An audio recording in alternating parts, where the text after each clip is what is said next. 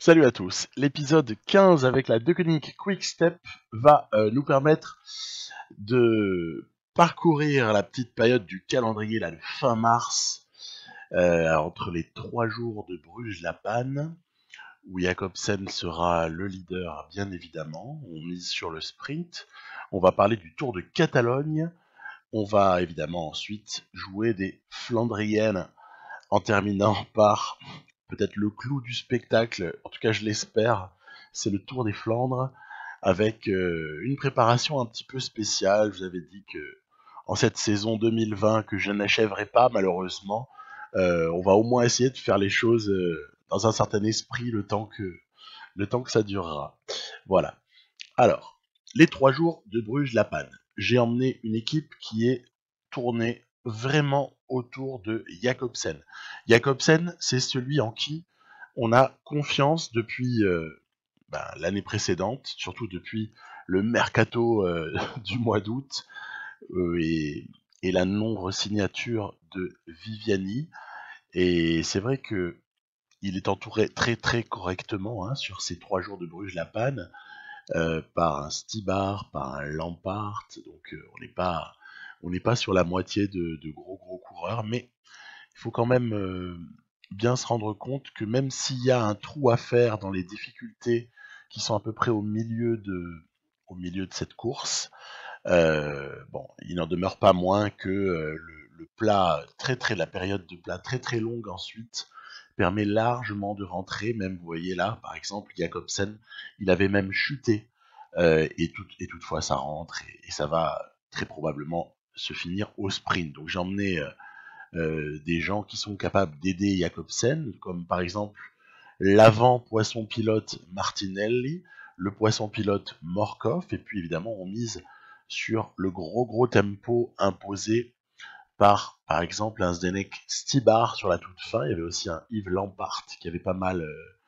été l'instigateur d'un durcissement sur le final.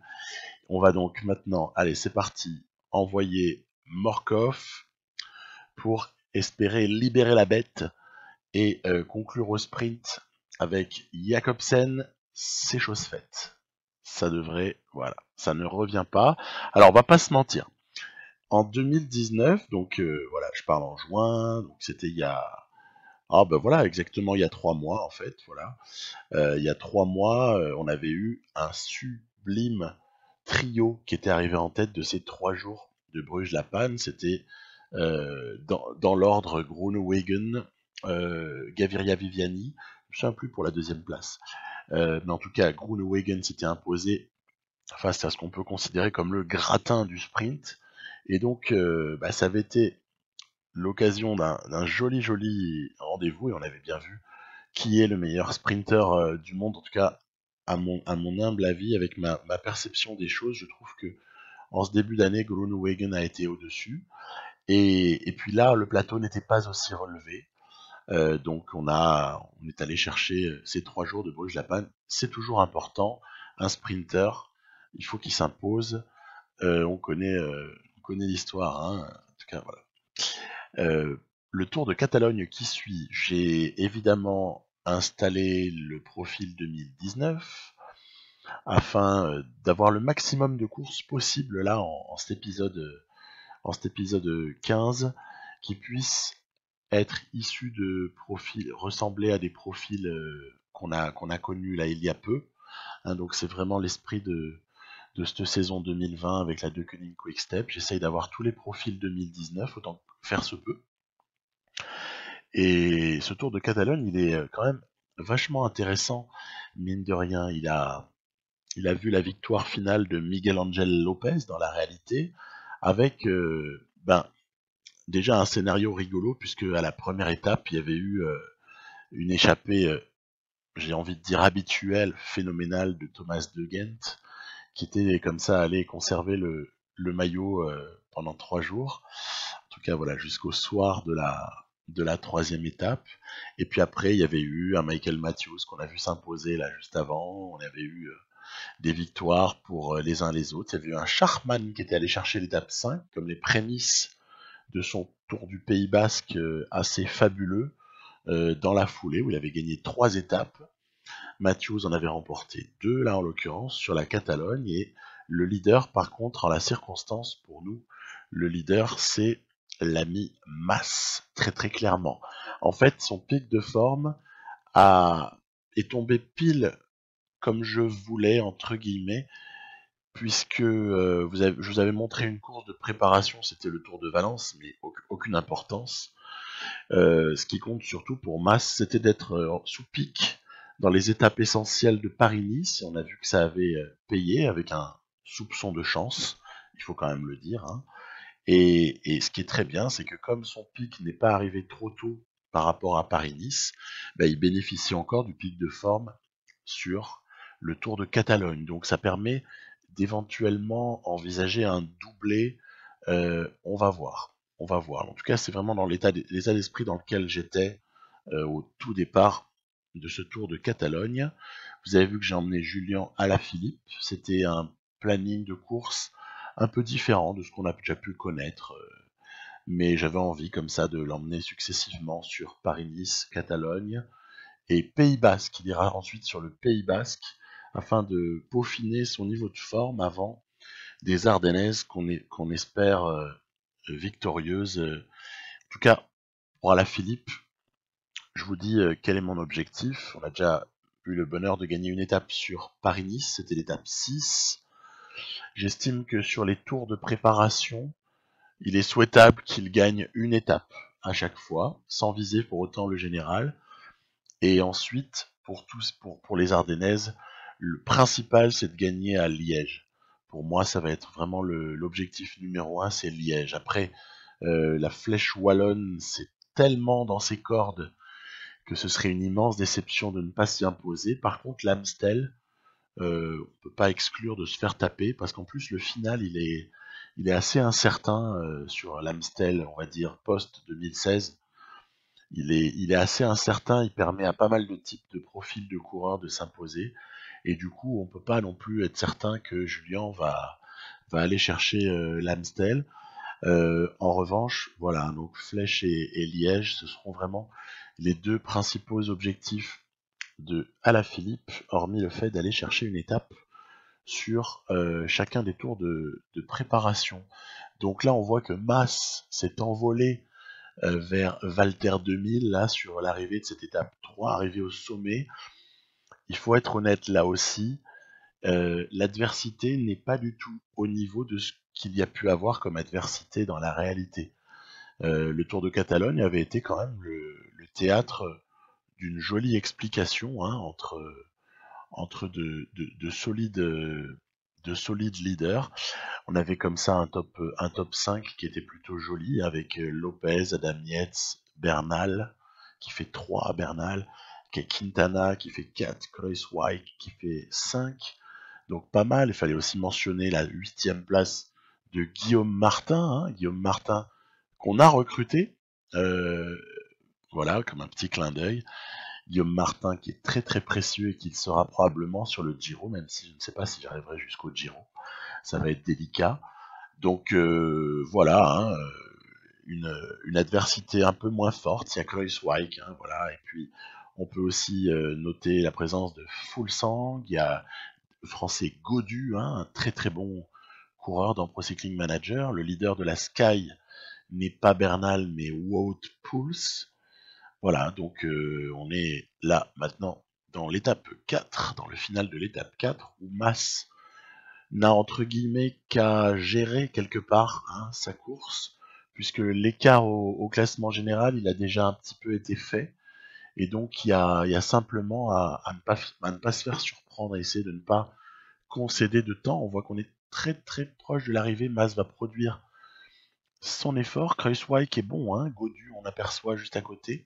Wout Poels a été un petit peu en difficulté sur la toute fin et Mas vient comme ça coiffer tout le monde au poteau dans les, je ne sais pas, 50 derniers mètres, avec, bah oui, la qualité en montagne, hein, qualité dès que la pente est très raide pour Mas, c'est vraiment du pain béni, hein, donc voilà, on boit du petit lait un peu hein, sur ce Tour de Catalogne, sachant que les étapes 5 et 6 ne permettent pas de faire d'écart au classement général et que nous aurons simplement à être vigilants sur l'étape 7. L'étape 7 avec notamment ce circuit-là qui passe un certain nombre de fois au sommet de la colline de Montjuic. Voilà, donc on sait que ça avait été le théâtre de chutes plutôt embarrassantes pour la préparation de certains coureurs. Fin du mois de mars dernier, là, on avait eu notamment un Romain Bardet qui avait bien souffert sur ce... Ah, vous voyez, bam, Alaphilippe qui se fait coiffer par Matthews. Matthews, très très bon, hein, presque le meilleur, bon, presque le meilleur sprinter, très très très clairement sur ce Tour de Catalogne. Donc ouais, Romain Bardet qui avait eu le malheur de chuter, et puis n'était pas le seul. Hein, il y avait eu tout un tas d'autres gens qui avaient euh, vraiment souffert sur cette étape 7 avec des chutes, des abandons, des retards de préparation ensuite, des décalages pour la suite de la saison. Hein. Est-ce qu'on pourrait pas avancer l'hypothèse que si Romain Bardet est légèrement en retard de prépa par rapport par exemple à Thibaut Pinot, par rapport à son Tour de France là, retard de préparation qui moi par exemple ne m'émeut pas, hein, parce que je considère que il est peut-être très bon de n'arriver en forme que au moment de la, je me dis comme ça, deuxième semaine du Tour de France. Hein. Peut-être que c'est un mal pour un bien. Hein. Enfin, on verra ça. Hein. Mais en tout cas, Thibaut Pinot semble un petit peu plus en forme si on doit parler des chances françaises principales pour le prochain Tour de France. Thibaut Pinot semble un tout petit peu mieux là à l'instant T que Romain Bardet, mais en fait, ça n'augure en rien sur la suite. Voilà. Donc, on arrive justement à cette fameuse étape 7. Vous voyez qu'Alaphilippe s'est fait damer le pion à 3 reprises. Il faut dire que c'était des arrivées assez plates et que faut quand même pas non plus, on va pas non plus le prendre pour le Cavendish de la grande époque. On sait qu'il est très très fort, on sait qu'il a une accélération du démon, mais il faut pas non plus attendre de lui qu'il gagne au sprint comme ça sur le plat, surtout face à des Michael Matthews, etc. Donc, au final, cette étape 7, c'est un petit peu la dernière opportunité de remplir un peu ce tableau de marche là dont je vous parlais, qui serait d'essayer de remporter une étape sur chaque épreuve World Tour à laquelle il participe, quoique n'étant pas encore en pic de forme, et donc on s'y attelle. On s'y attelle. Il est tellement bon descendeur et l'arrivée étant en descente qu'il y a quand même vraiment quelque chose à faire. Hein. Je vais pas faire semblant de souffrir et de me plaindre de n'avoir que Alaphilippe. Regardez la différence qu'il fait avec un Henrik Mas dans la roue. Il y a quand même, c'est Godu hein, qui s'accroche pas mal. Godu qui va normalement reprendre Henrik Mas, mais par contre, personne ne reprendra Julien Alaphilippe, qui va aller chercher donc cette étape 7 du Tour de Catalogne. On a la victoire finale pour Henrik Mas, on a la victoire dans cette étape pour Julien Alaphilippe, donc le tableau est assez complet. On a fait le carton plein un petit peu auquel on pouvait aspirer. On a laissé quelques miettes hein, par-ci par-là. On a laissé le maillot de meilleur grimpeur. On a laissé le maillot de classement par équipe. Très bien. Très très bien. Alors du coup jusque-là, les tours World Tour ont donné lieu à eh bien, un petit partage, hein, déjà fort sympathique, des victoires, voilà, et on passe maintenant sur les Flandriennes. On ne quittera plus les Flandriennes jusqu'à la fin de l'épisode, vu le programme de rêve qui est proposé. Alors c'est vrai que le GPE3, tiens, je précise une chose, j'ai pris un parcours qui n'est qui est le qui n'est pas du tout celui qu'on a par défaut dans Pro Cycling Manager. Je suis allé chercher ce parcours sur le forum Groupeto. Il faut savoir que sur le forum Groupeto, il y a des stage creators, là, des gens qui fabriquent des cartes, hein, des étapes, et plutôt avec un certain talent d'ailleurs. Hein. Donc il y a comme ça des gens qui s'amusent même à concourir et à voter pour le meilleur stagemaker du mois, etc. Et en l'occurrence, il y a deux courses que j'ai choisies là pour cet épisode, qui étaient il y a pas longtemps élues par leur père, comme de super bonnes courses créées par des gens de la communauté donc. Et il y a ce GPE3 et un petit peu plus loin il y aura le Dwars door Vlaanderen, donc à travers la Flandre, cette course qui a lieu le mercredi qui précède le Tour de Flandre. Donc ces deux profils-là, je ne les ai jamais joués. Je ne les ai jamais joués. Il faut quand même bien être conscient du fait que, premièrement, quand vous avez l'habitude d'un profil, c'est quand même plus facile, donc ça rebat un petit peu les cartes. Le fait de ne jamais avoir joué, c'était la première fois que je jouais ce GPE3 là, qui est d'ailleurs magnifique, magnifiquement créé. Je comprends très bien pourquoi les gens ont voté pour ce profil, une course très difficile. Il y a une échappée là, on a réussi à mettre Sénéchal nous dans l'échappée parce que Sénéchal, il a encore la possibilité de partir comme ça dans des coups. Il n'est pas encore trop, on va dire, verrouillé par l'IA. Et pour autant, je vois en lui le potentiel pour, on sait jamais, un de ces jours, peut-être avec un peu de chance, faire aboutir une échappée. Donc c'était un petit peu l'esprit dans lequel j'étais, mais on voit que le groupe de favoris va reprendre l'échappée. Du coup, on change très très clairement à ce moment-là de vision des choses. Il est clair qu'à partir du moment où l'échappée a été reprise, il y a Stuyven qui se fait la malle sur une très très jolie attaque. Il va falloir que ça roule derrière, parce que le final est un peu fou sur ce type d'épreuve. Et en l'occurrence, là, Stuyven, il a pris une petite avance qui est plutôt intéressante. Je me décide à lâcher les chevaux avec Philippe Gilbert, qui est au final celui des trois, entre Stibar, Lampart et Gilbert, qui est au final celui des trois à qui il reste le plus de possibilités en cette toute fin de GPE3, et ça n'ira pas chercher la victoire, ce sera une deuxième place. Deuxième place, derrière Stuyven. Alors c'est marrant, ça nous renvoie tout à fait directement. Je vous remets l'attaque de Stuyven décisive là, parce que j'ai trouvé que c'était assez joli, assez bien joué, imparable quasiment, puisque personne n'a roulé à ce movie star là juste derrière, mais pas du tout en mesure de rivaliser avec un Stuyven comme ça. C'est roulant quand même, mais voilà. Stuyven vainqueur sur une superbe attaque opportuniste dans les deux derniers ou trois derniers kilomètres. Et ça nous rappelle quoi? Le head folk, parce que si vous vous souvenez à l'épisode 13, ce qui est marrant, c'est qu'au head folk, on avait exactement les deux mêmes premiers. C'était un Stuyven, deux Gilbert. Donc petit parallèle, c'est encore plus amusant parce que on sait que dans la réalité, par exemple en 2019, qui a gagné au head folk et qui a aussi gagné du côté du GPE3, Stibar. Voilà. Donc marrant, petit clin d'œil assez amusant. On est ensuite sur Gant Wevelgem. Alors sur Gant Wevelgem, c'est pas du tout la même approche. C'est plutôt une approche où je joue deux cartes à la fois.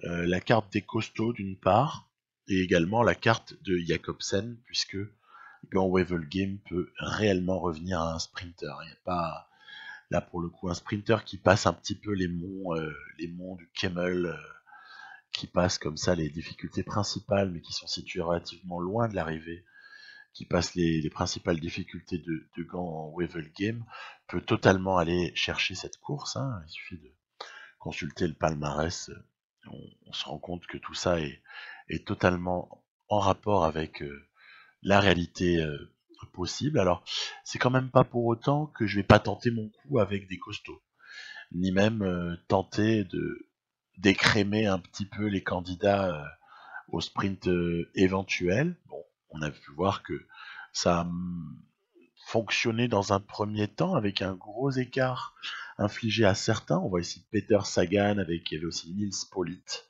Il y avait un groupe comme ça de poursuivants qui ont pris pas mal de retard, mais Il y a Viviani quand même qui est présent à l'avant. On voit Gaviria est sur le point de rentrer dans un groupe Benoît, Sagan, Polite. Notamment, il y a un Greg Van Avermaet qui n'est pas bien loin. Il faut bien aussi se mettre un truc en tête, c'est que quand vous voyez comme ça plusieurs Dimension Data dans le final d'une Flandrienne, ça n'est pas un bug, c'est simplement le fait des transferts en fait qui avaient eu lieu en mercato précédent, puisque la Dimension Data, outre Bossenhagen et Valgren, elle peut aussi compter sur les renforts de Greg Van Avermaet et également Pedersen, le Danois Pedersen. Donc c'est pas de la gnognotte, hein. C'est pas de la gnognotte. Et puis nous là, évidemment, sur ce final où on a Jakobsen qui est pas mal placé, etc. Je vois pas pourquoi je n'essaierai pas d'emmener ce dernier au sprint, histoire de ne pas reproduire non plus la petite erreur qui avait été faite l'année précédente. Je sais pas si vous vous souvenez, j'avais un petit peu squeezé Viviani sur le Gantwevel Game de 2019 dans la partie. J'avais squeezé Viviani au profit d'une tentative entre costauds de Gilbert, et puis au final elle a fait deuxième ou troisième, je sais plus. Donc allez, on se fait pas avoir deux fois, et on peut féliciter quand même Jakobsen qui fait le boulot. Il a gagné ce qu'il fallait en ce début de saison. Il fait un joli printemps. On l'attendra encore sur le Scale de Price, là, le Grand Prix de l'Escaut, c'est-à-dire la course qui a lieu entre le Tour des Flandres et Paris-Roubaix. Hein. On verra ça dans l'épisode 16. Et maintenant, allez, on se rend sur le Dwars door Vlaanderen, ce À travers la Flandre, qui avait été le théâtre notamment de la victoire de Mathieu Van Der Poel. Il y avait aussi, je me souviens, Tish Benoît qui avait tenté son va-tout là dans le final, le pauvre. Il semblait manquer de tout, hein, le pauvre.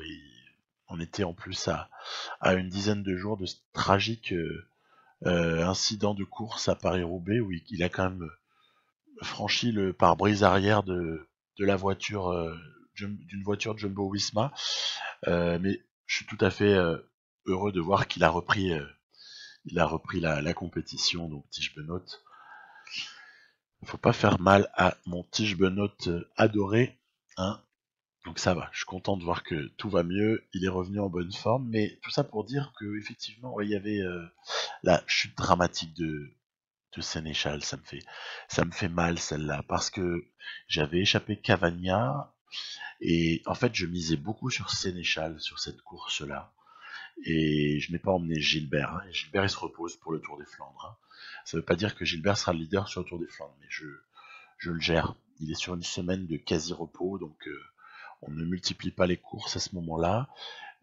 Et donc j'avais échappé Cavagna, qui était dans une bonne forme. Cavagna il est sous pic de forme actuellement, et puis mine de rien, avec son profil de puncher là, un peu rouleur, qui est pas dégueulasse en pavé à 70, ça va, avec les bonus, ça fait plus. Je me disais, c'est pareil pour ce que je pensais pour Sénéchal sur le GPE3 en fait. Je me disais, sur un malentendu, ça va au bout, et voilà, on sait jamais. Hein. Donc, ben non, hein, voilà, non. Et du coup, hop, on se repolarise sur nos leaders qui sont Lampart et Stibar, hein, de ce fait, hein, puisque Gilbert n'est pas là. Hein. Lampart et Stibar, lequel des deux va être le plus à même de rivaliser sur cette toute fin de À travers la Flandre, bah, ça attaque un peu à tout va. Le plateau est relevé. Il y a un plateau assez relevé. Vous verrez les noms qui sont à l'arrivée. C'est pas des noms dégueulasses. Hein. Il y a Wout van Aert, il y a Peter Sagan, il y a Pedersen, il y a toute la Dimension Data New Look. Il y a Tish Benoît, bien évidemment. Il y a Dylan Van Barle. Voilà, il y a ce qu'il faut. Il y a ce qu'il faut comme très bon coureur. Et c'est vrai que de ce fait, ça part un peu dans tous les sens. Et avec Lampart et Stibar, j'essaye de, vous voyez, par exemple, d'en contrôler certains avec Stibar, d'en contrôler d'autres avec Lampart, mais c'est bien délicat parce que ça attaque tout le temps. Ça attaque de partout, ça met le feu. Il y a un final pour le coup qui ressemble pas du tout à certaines choses qu'on a pu voir au printemps, allez, j'évoquerai notamment une fin de course, par exemple le Tour de Flandre, avec un Bettiol qui, à 8 ou 9 km de l'arrivée, souvenez-vous, possédait peut-être 20-25 secondes ou moins d'ailleurs d'avance sur un groupe de favoris, et puis au final tout le monde se regarde, personne n'ose y aller, et ça va au bout pour Alberto Bettiol. Bah là, on était à l'opposé de ce type de scénario, c'est-à-dire que si tu essayes de sortir, il y a tout le monde qui roule derrière, et puis ça va se régler tout ça sur un coup de dé. Et sur un coup de dé, on a Lampard qui a péniblement réussi à prendre la roue de Tischbenoot, et merci les arbres, Tischbenoot va s'imposer devant un très joli plateau. Voilà, notamment même un Viviani qui avait réussi à être sur le coup là. Donc voilà, très très joli plateau final. C'était pas pour nous. Voilà, c'était pas pour nous cette fois-là. On fait 5 et on a du bol parce qu'en fait cette 5e place, elle satisfait tout juste le sponsor qui voulait justement un top 5 sur à travers la Flandre. Donc chance maximale. Du coup, j'ai pas encore déçu le sponsor en cette année 2020, mais là c'est vraiment un gros coup de bol parce que tu fais 5 ou tu fais 6, c'est quasiment pareil, et voilà. Allez, on passe au morceau principal, à ce que moi j'attendais avec impatience, à savoir le Tour des Flandres. Alors Tour des Flandres sur lequel j'avais vraiment misé sur Stybar depuis le début de saison. Voilà, je n'avais pas trop parlé, mais c'était vraiment dans ma tête. J'avais fait en sorte de compter les jours de course pour que ça tombe comme il le faut pour Stybar, et on a eu poil de réussite puisque le pic de forme tombe le matin même avec du coup une jolie forme du jour qui permet peut-être d'envisager, malgré l'obsolescence des notes, hein, parce que Stybar il partage les mêmes malheurs que Philippe Gilbert en cette année 2020 dans la partie. Il est en régression statistique, en régression de caractéristiques, mais allez, fort heureusement avec le plus 5, c'est totalement oublié, on va dire qu'on a tout à fait nos chances. Alors j'ai misé sur une stratégie qui est la suivante. Un monument, surtout quand on parle du Tour des Flandres, ou quand on parle aussi de Paris-Roubaix, hein, les monuments comme ça flandriens, je pense pouvoir affirmer une chose, c'est que ça se gagne sur la patience notamment, sur la patience et sur la gestion des efforts.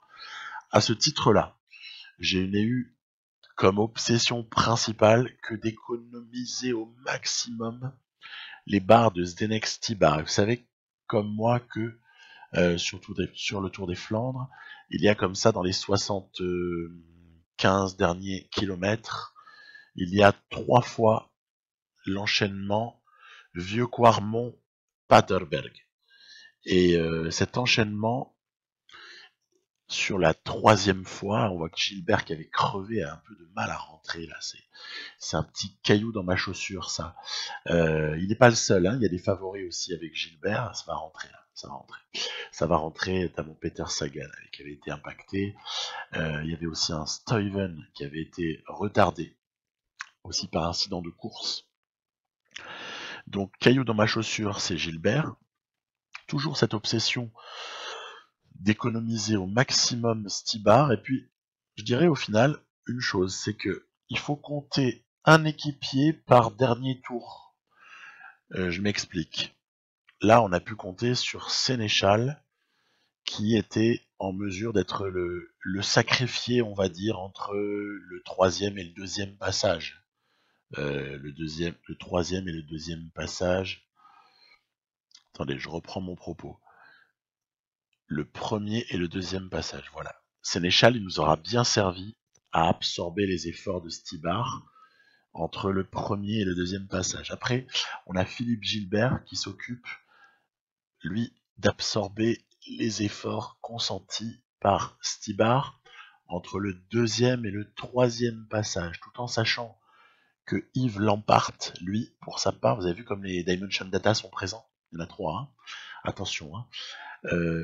Stibar a dans sa roue Yves Lampart. Lampart, lui, il sera consommé sur le troisième et dernier enchaînement, Vieux Quarmont, Paterberg. Voilà, c'est vraiment ça l'esprit du truc. Et donc, à partir du moment où j'aborde le premier des trois passages que j'évoque, quand je l'aborde avec 4 coureurs, donc 3 équipiers à côté de mon leader, eh bien, je suis optimiste. Je suis optimiste. Je sais que ça peut échapper très clairement, mais au moins, je sais que j'ai toutes les chances de mon côté.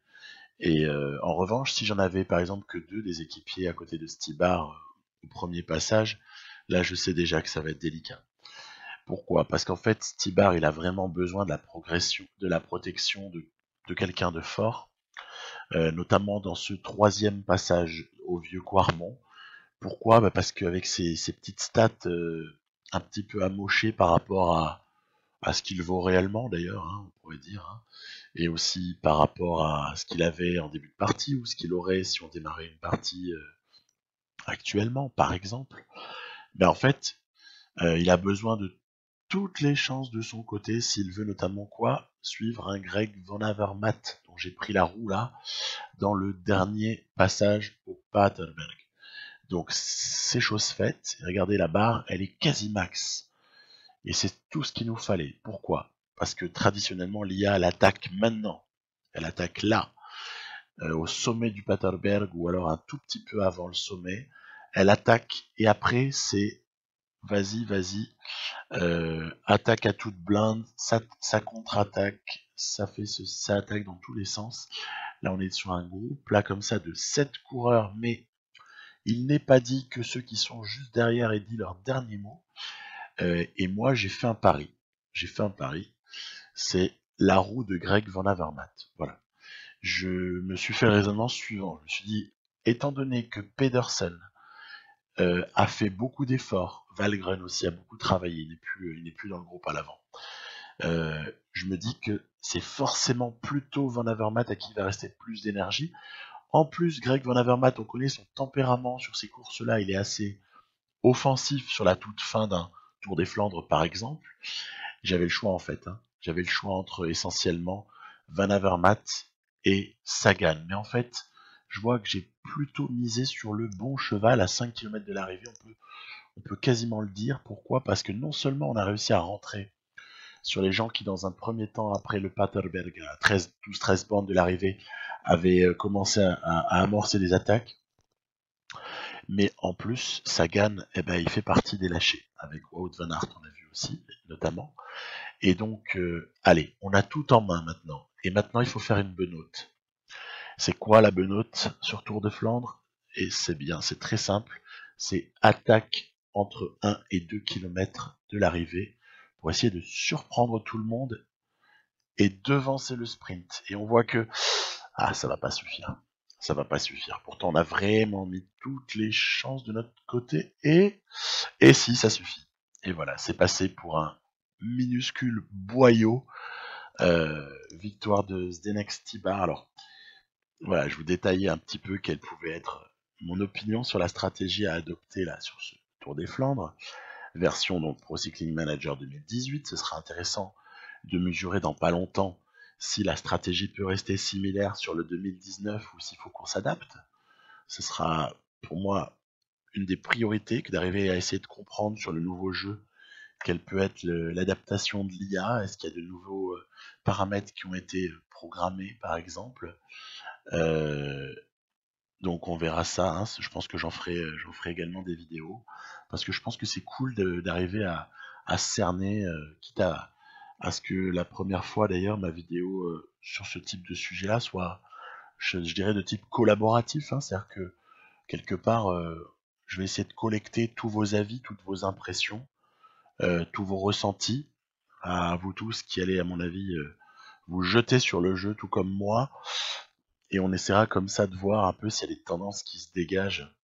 Voilà, ce sera l'objet des prochaines semaines très probablement, mais en attendant, donc la stratégie a fonctionné avec Stibar. Donc la stratégie version Tour des Flandres PCM 2018, mais avec un coup de poker quand même, hein. Coup de poker gagnant, mais coup de poker quand même, hein, ça aurait pu se retourner. Hein. Autant Sagan, il avait un peu plus de jus et il l'emportait. Hein. Donc il n'y a pas de quoi non plus se vanter ou se prendre pour un autre. Il y a juste une part de chance, et puis il y a aussi une part qui est un petit peu calculée, c'est sûr. Donc, la victoire probablement de sa carrière pour Zdenek Stibar, ça fait plaisir après Philippe Gilbert, qui boucle la boucle à San Remo, et Stibar maintenant qui va chercher un Tour de Flandre. Je vous dis que on va essayer d'aller jusqu'à Liège, et pour le reste, je ne peux absolument rien promettre parce qu'on est le 21 juin et que je pense que, sauf si éventuellement je reprends un coup un peu de Koenig sur PCM 2018, on sait jamais, hein, en mois de décembre, quand on s'ennuie, je plaisante. Bon, a priori, l'épisode 16 devrait être le dernier. Voilà, je vous dis à très bientôt. On va essayer d'aller jusqu'à Liège. Ce sera au moins quelque chose de sympathique, histoire de finir la saison de classique. À très bientôt. Bye bye.